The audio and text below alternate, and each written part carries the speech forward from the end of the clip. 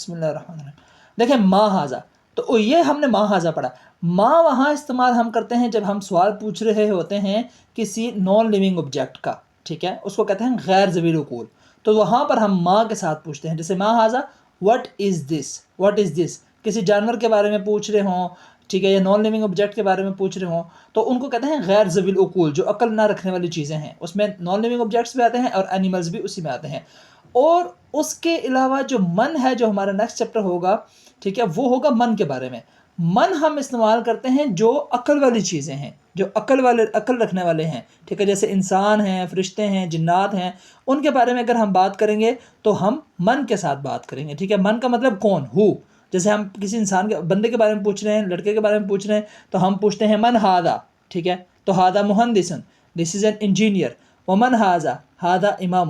تو ما ہاذا کا مطلب ہوتا ہے وٹ از دس، اور من ہاذا کا مطلب ہوتا ہے ہو از دس، ٹھیک ہے، ہو از دس. یہ چھوٹا سا فرق ہے ما اور من کے بارے میں عربی میں.